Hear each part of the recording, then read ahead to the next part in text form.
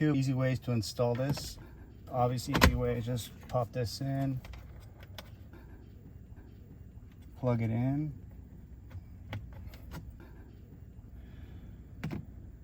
and you're good to go. Obviously, we pointed toward the driver, but easier to show you on this side. Other way to do this is, if you don't want to see any wires, is we're going to plug it in here. And to do that, I'm going to first pull the wire out of this hole.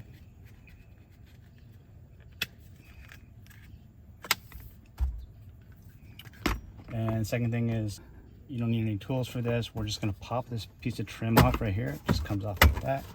That's all you need to do to get to it. And then we're going to snake the wire through one of these, but on this side, this back corner one.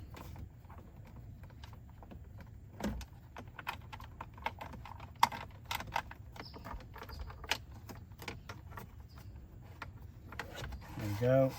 And go ahead and plug it in. And then you want to get this wire. We're just going to pop this piece of trim up. All you need is just like an inch, and stick it in the corner. There's a little bit of a notch there, and then reclamp it down. And you're going to want it tight, because if you leave slack, then there's a notch like this on this side, which is for the latches, and it's going to get in the way and, you know, stop your latches from engaging all the time. It's probably going to make you mad. So get that in the corner so it's not on the latch.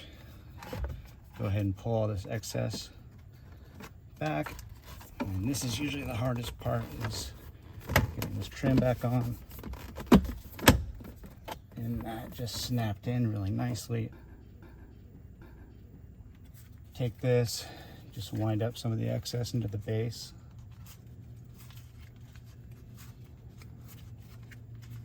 Get it out of the way.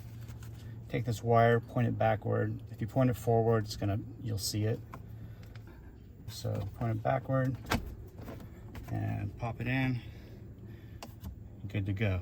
So wireless versus wired install.